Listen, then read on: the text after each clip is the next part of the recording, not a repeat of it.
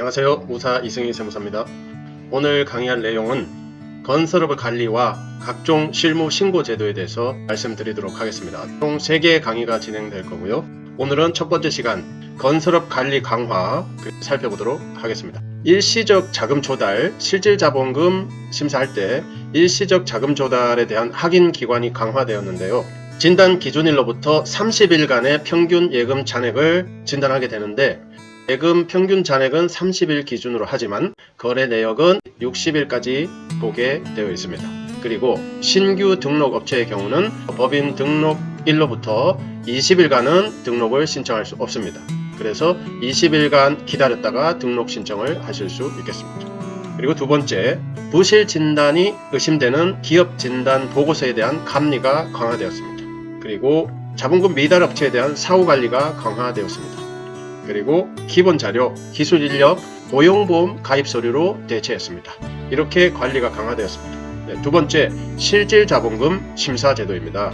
실질자본금의 의미가 중요한데요. 실질자본금은 기본적으로 순자산의 개념을 생각하시면 되겠습니다. 자산에서 부채를 빼면은 순자산인데 실질자산에서 실질부채를 빼니까 실질순자산, 이렇게 표현하면은 의미가 정확하지 않을까 싶습니다. 실질자산이란 회사가 제시한 자산에서 진단자가 플러스 마이너스 수정을 하게 됩니다. 평가감, 평가증 이렇게 말씀드리는데요. 그리고 겸업자산이 있으면 제외하고 부실자산은 당연히 제외하고 이렇게 평가를 한 자산을 실질자산이라고 하는 거죠. 그리고 실질부채 역시 재무제표에 게시된 자산 부채, 재무제표에 게시된 부채에서 수정상 평가감, 평가증을 하고 겸업부채를 빼면은 실질부채가 되는 거죠. 이렇게 해서 실질자산에서 실질부채를 빼면은 실질순자산, 즉 실질자본금이 되겠습니다. 다음, 부실혐의자산의 예시입니다. 법적으로 소유하지 않은 자산, 실질적으로 소유하지 않은 자산, 실질적으로 소유하지 않은 자산은 점유를 확보하지 못한 자산, 이렇게 말씀드리면 정확할 것 같습니다. 그 다음에 무기명식 금융상품, 이름이 특정, 소유자가 특정되지 않는 금융상품 제외되겠습니다. 그 다음에 출처가 불분명한, 출처가 명확하지 않는, 확인할 수 없는 유가증권 제외되겠습니다. 그리고 가지급금, 대여금, 미수금 제외되겠습니다. 미수수익, 승급금, 선납세금 제외되겠습니다. 그리고 부도음, 장기성 매출채권 제외되겠습니다. 장기성 매출채권은 기준일로부터 과거 2년 이상 된 오래된 채권을 장기성 채권으로 보는 거죠. 회계학상에서는 1년이지만 기업진단에서는 2년입니다. 그리고 대손처리할, 대손처리가 예정되어 있는 자산도 제외하게 되어 있습니다. 그 다음 겸업자산의 예시입니다. 비상장 주식, 임대자산, 운휴자산, 질권 설정된 예금, 사용이 제한된 예금, 골프 회원권 등 각종 회원권, 시설 이용권 이런 것들 제외하게 되어 있습니다. 그 다음 진단하는 사업과 관련이 없는 유형자산 당연히 제외되겠습니다. 비록 사업용 자산일지라도 진단받는 사업하고 관련이 없으면 제외되는 거죠. 그 다음 실질자본금의 확인인데요. 재무관리 상태를 자체적으로 진행할 수도 있지만 외부 기관의 진단보고서를 받아서 자본금의 적격 여부를 확인할 수도 있겠습니다. 외부 진단보고서를 받는 경우가 훨씬 더 신뢰성 있는 바가 되겠습니다. 그 다음 재무상태표에 예금 등이 있는 경우는 반드시 해당 은행, 금융기관의 확인이 필요하겠습니다. 그리고 네 번째, 다른 법률에 따른 등록업종을 추가로 보유하고 있는 경우에는 반드시 각각의 등록기준 충족 여부, 동시 충족 여부를 확인해야 되는 점도 유의하시기 바랍니다. 자, 건설업 자본금 등록 기준인데요. 소방공사업 법인 1억, 개인 1억 동일합니다. 그 다음 정보통신공사업 법인 1.5억, 개인 1.5억 동일합니다. 전기공사업 역시 법인, 개인 공이 1.5억 동일합니다. 그런데 주택건설사업, 부동산 개발업 이 두 가지는 법인은 3억인데 개인은 6억입니다. 아무래도 개인사업자의 경우는 출자했다가 가사용으로 개인 용도로 전환이 용이하기 때문에 그렇지 않을까 생각합니다. 법인의 경우는 자본금을 감자하려면 상당한 절차와 시간이 필요하죠. 그렇기 때문에 주택건설사업이나 부동산 개발업처럼 국민 기초생활에 밀접한 영향을 미치는 이러한 사업은 법인 3억, 정보통신 전기공사업의 2배죠. 개인은 6억, 개인사업자는 자본금의 전용이 아무래도 쉽기 때문에 무려 6억까지 자본금을 정해놨습니다. 주택건설사업, 부동산 개발업 하시는 분들 참고해 주시면 좋겠습니다. 다음, 종합공사 시공하는 종합건설업자, 토목건축 또는 건축공사에 하나는데요. 이러한 종합건설업자와 주택건설사업자, 자본금 3억이죠. 개인은 6억, 주택건설사업자는 대지조성사업자에 하나는데 이 두 가지 업종에 대해서는 상호 중복 인정이 가능한 부분은 자본금, 기술인력, 사무실 면적 등을 중복을 인정해주는 점도 참고하면 좋겠습니다. 다음, 건설업 하시는 분들 실태조사 굉장히 중요한데요. 실태조사의 법적 근거는 건설업 업종별로 각 협회에 위탁하여 업무를 수행하도록 되어 있는데요. 종합건설업은 대한건설협회에 위탁, 전문건설업은 각 협회죠. 전문건설업협회, 설비건설업협회, 시설물 유지관리업협회 각각 위탁하여 실태조사를 수행하고 있습니다. 다만 신규 등록 신청 등의 단순한 행정업무 및 심사 업무는 종합건설업만 대한건설업협회에 위탁되어 있으며 각각의 전문건설업은 각각의 협회가 아니라 지방자치단체인 각각의 시군구청에서 직접 수행하고 있는 점도 참고하면 좋겠습니다. 신규 등록하시려면 종합건설업은 대한건설업협회에 가셔야 되고요. 각각의 전문건설업은 소속 지방자치단체인 시군구청에 접수를 하셔야 되겠습니다. 다음 실태조사의 절차와 조사 내용입니다. 실태조사의 절차는 국토해양부가 상위기관입니다. 실태조사 공문을 국토해양부에서 시달을 하면은 대한건설협회는 실태조사 계획을 수립하고 해서 국토해양부에 보고를 하게 되어 있습니다. 그런 다음에 실태조사 대상 업체를 통보하고 서류 제출을 요구하게 되겠습니다. 제출 서류는 실질자본금 심사와 관련된 서류인데요. 직전 연도 재무제표와 부속 서류 및 그에 따른 각종의 증빙 서류가 되겠습니다. 물론 이렇게 기한을 정해서 서류 제출을 요구했는데 어기게 되면은 가태료 부과 혹은 시정명령 처분의 대상이 되므로 이 명단을 지방자치단체에 통보하게 되어 있습니다. 다음에 이제 등록기준 적합 여부 등을 확인하기 위해서 실태조사를 실시하면서 각종의 증빙을 요구하게 됩니다.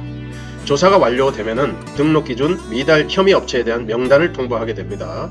그 다음에 조사 방법은 실질자본금 심사 방법에 따라서 재무제표상의 자본 총계를 확인해서 자본에 대한 증빙을 먼저 요구하고 부실자산 여부, 겸업자산 등을 확인하게 됩니다. 이때 부외부채 여부도 같이 검토하게 되겠습니다. 미달 나오게 되면은 제재를 하게 되는데 먼저 실질자본금 미달의 의미에 대해서 알아보겠습니다. 실질자본금 미달은 법정 자본금을 신고하고 거기에 맞게 요건을 갖춰서 등록한 업체가 실질자본금 평가를 해보니 그 법정 자본금에 미달하여 자본 잠식이 발생한 상태를 의미합니다.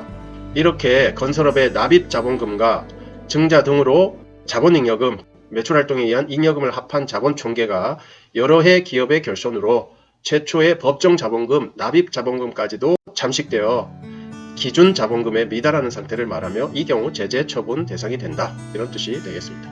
제재 기준은 강력한 등록 말소 처분만 이렇게 몇 가지 뽑아왔습니다. 다음의 경우는 등록을 말소 처분 받게 되는데요. 먼저 첫 번째, 등록 기준 미달에 해당하는 건설업자가 최근 3년 이내에 동일한 사유, 기술 능력, 자본금, 시설 장비, 보증 가능 금액 확인서 등 동일한 사유로 제재받은 사실이 있으면은 두 번째부터는 바로 등록 말소하게 된다. 이런 뜻이 되겠습니다.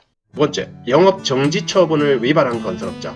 등록 말소보다는 약한 영업 정지 처분, 한 달, 두 달 영업을 쉬면서 보완을 해라, 준비를 해라.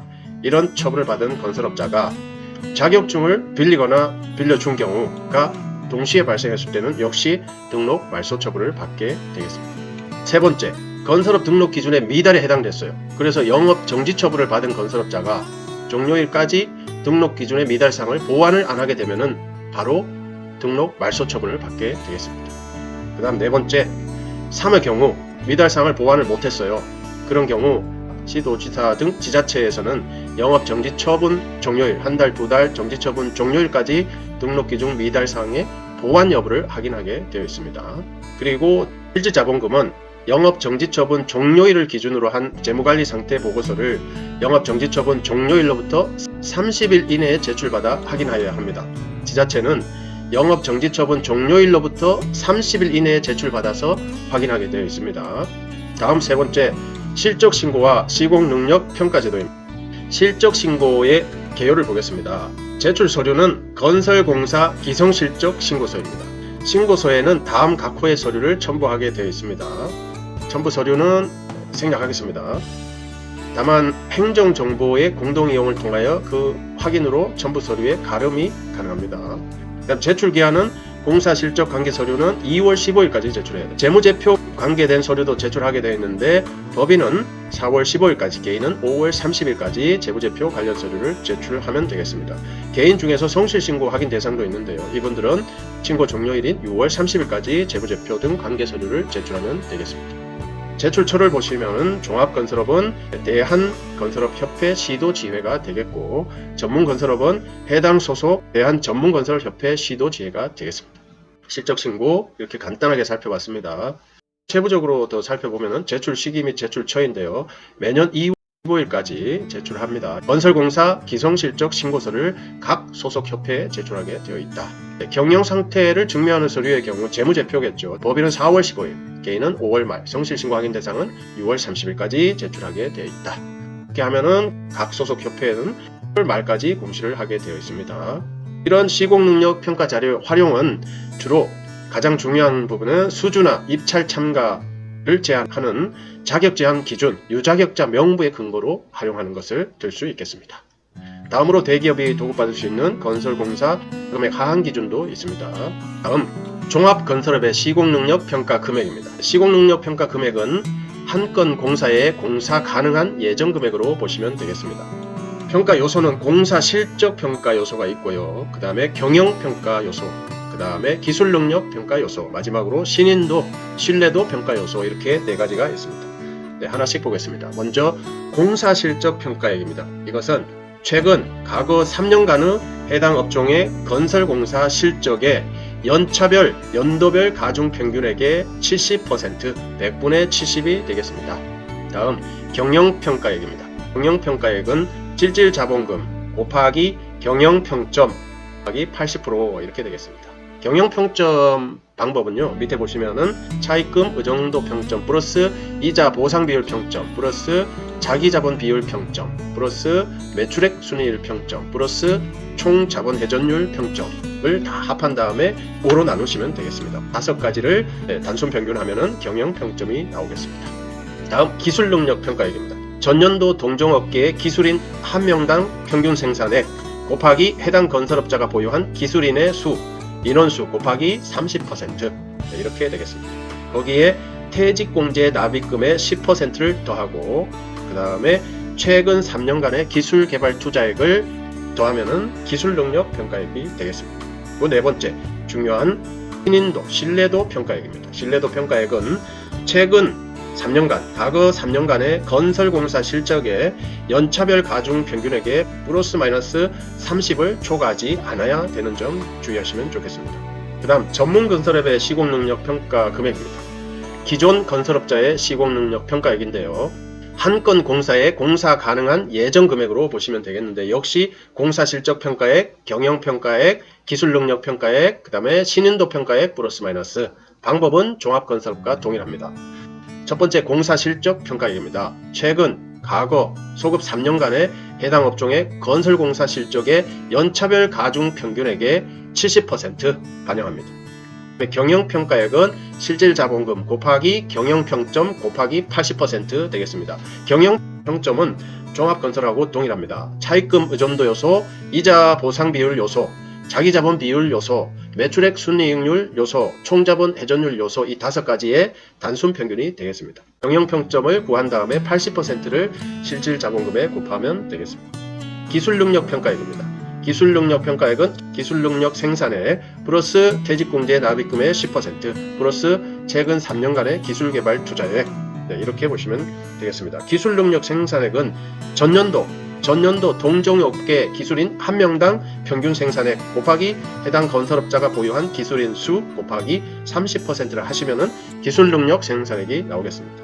마지막으로 중요한 요소별 신인도 평가액, 요소별 신뢰도 평가액이 되겠습니다. 최근 과거 3년간 공사 실적액의 연차별 가중액의 플러스 마이너스 30%를 넘지 않는 범위 내에서 신뢰도, 신인도 평가를 하게 되어 있습니다. 마지막으로 시공능력 평가 주요한 참고사항입니다. 첫 번째, 새로이 건설업을 등록한 건설업자와 건설업을 양수한 건설업자는 어떻게 될까요? 새로 등록한 건설업자 또는 다른 건설업자의 등록증을 양수한 건설업자, 이분들은 해당 연도 및 다음 연도 시공 능력을 평가함에 있어서 경영평점은 100%로 봅니다. 다만 이미 건설업을 영위하는 자가 이미 건설업 등록이 있는 사람이 다른 업종의 건설업 등록을 신규로 하거나 또는 타인의 건설업을 양수한 경우에는 이미 기존에 평가한 양수 대상 건설업자의 경영평점을 적용할 수가 있겠습니다. 그 다음에 두 번째, 둘 이상의 일반 건설업을 겸업하는 경우 건설업자의 시공능력 평가는 어떻게 될까요? 이 경우는 업종별로 구분하여 평가하기 어려운 경우 경영평가, 기술능력평가, 신인도 평가를 공통으로 겸업으로 보지 않고 공통으로 평가할 수가 있겠습니다. 다만 토목건축공사의 경우 토목 분야, 건축 분야에 대한 평가 시 경영평가액, 기술능력평가액은 토목건축공사협의 경영평가액, 기술능력평가액을 공통으로 적용할 수 있겠습니다.